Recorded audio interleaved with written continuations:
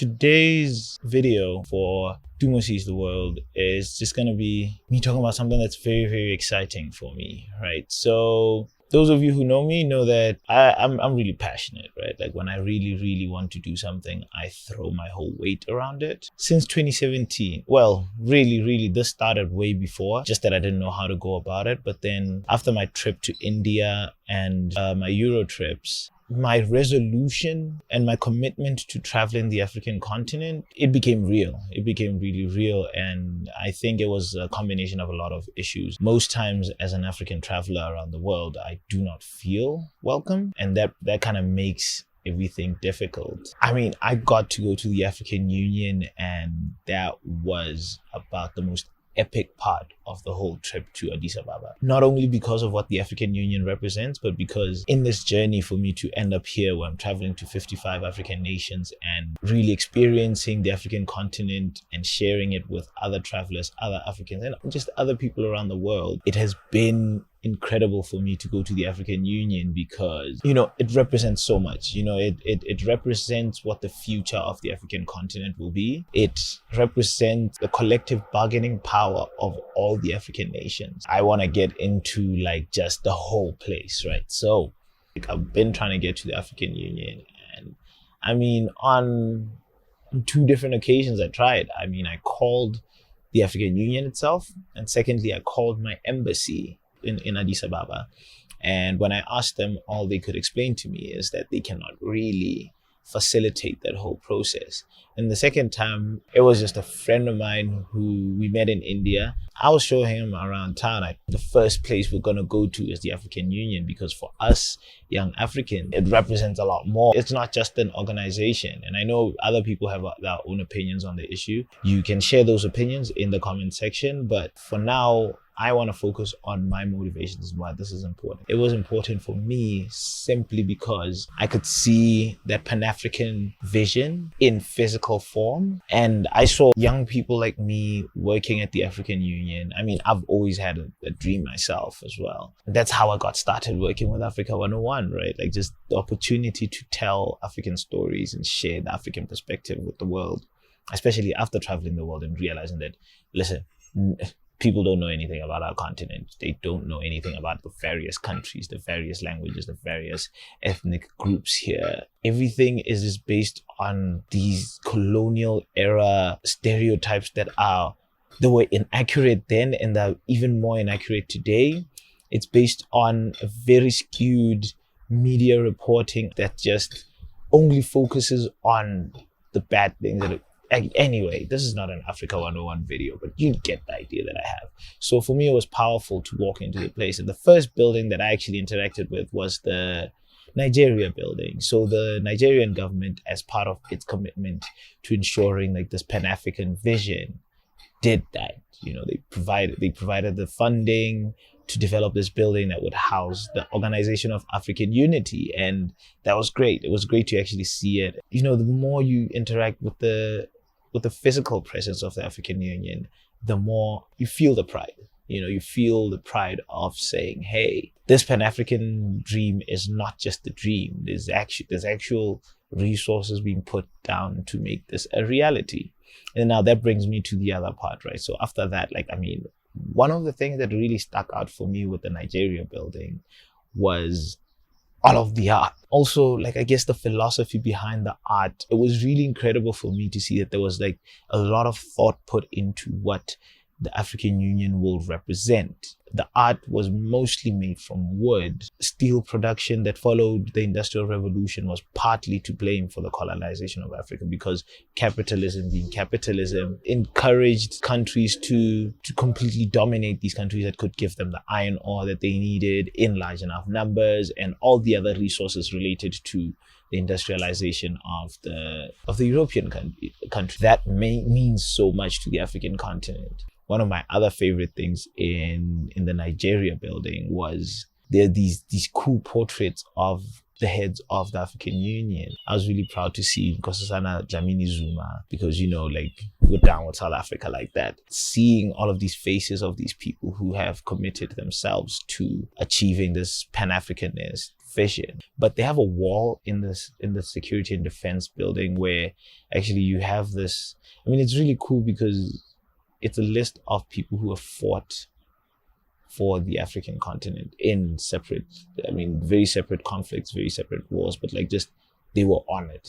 And that's kind of the thing that stood out for me, that there was just a whole wall to honor them. I didn't get a chance to film that because again, I was like kind of in a rush to get out before I got arrested or something. Let's get to the main building, which is, I guess, the best part, right? Like, yeah, it's controversial on a lot of fronts. Firstly, it's controversial because it was a gift from the Chinese government. And also it's controversial because there was a rumored spying scandal that went on. I mean, it was never really proven, but you know, once the news is out there, it's out there. I'm not going to get into the politics of it all. I'm going to get into, you know, seeing Kwame Nkrumah's statue standing there, like towering over this place. It was really beautiful. And also to go into the place, right? Like as soon as you will go into this, I think that's the north entrance. You see these portraits now made out of goat skin, I assume, and they really look really cool. And I mean, it's just like the important figures in the struggle for Africa's independence. And my favorite part was getting to the Nelson Mandela Plenary, standing in front of that gold icon that represents just like brightness of the African continent. It was incredible, to say the least, and I got to capture quite a lot of stuff in front of there because it represents that hope, because we see the transition that the African continent has gone through, and we see the hope of what will happen in the future of the African continent. I mean, it's amazing, and it's very, very incredible to be able to bear witness to that. Yeah, I mean, it represents so much for us on the African continent, for myself personally, just seeing this big, it's massive, man. I didn't realize how big it was because like I have friends who've been there and they've gotten to take a picture in front of this massive emblem of a golden sun, you know, the sun that's just like shining on the African continent, lighting the way to the future.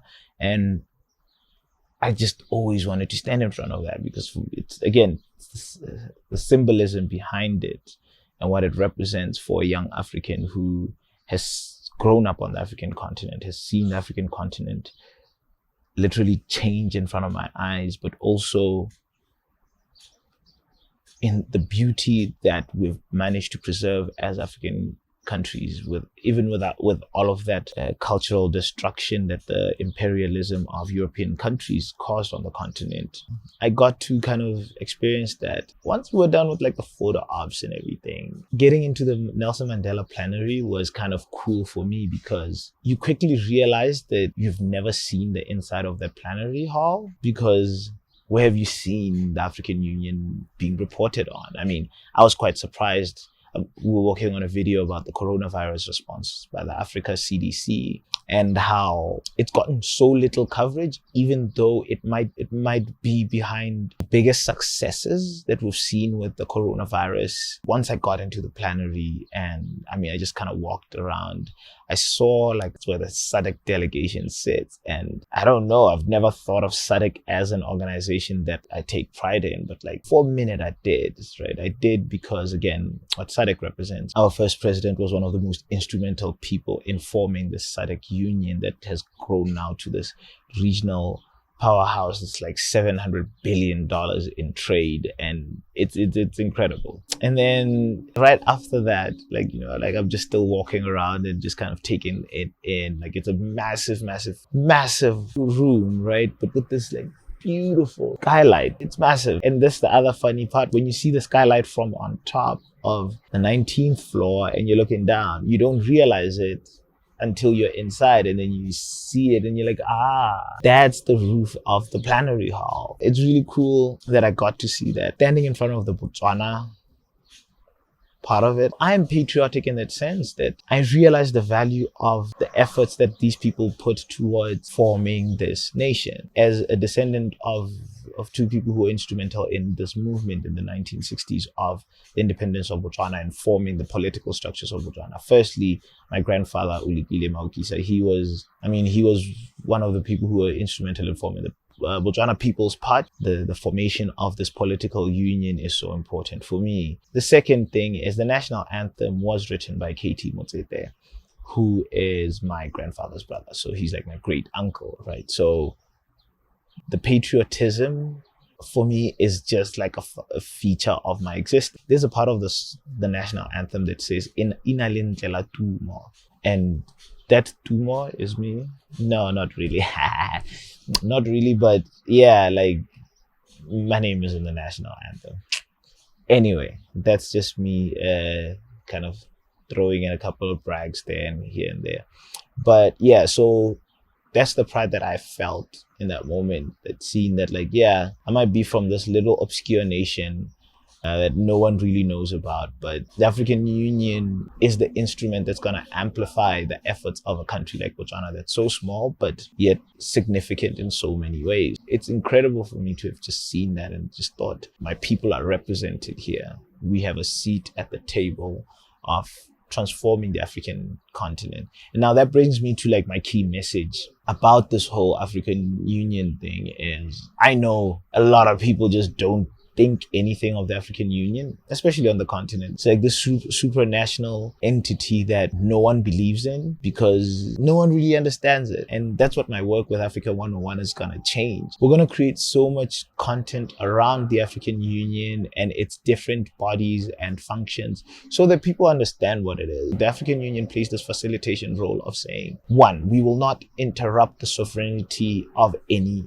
member state, which is why everything in the African Union is just completely based on this idea that there has to be consensus. The first part of the African Union, which is the Organization of African Unity, was mostly concerned with political autonomy of the African people themselves through their national states, right?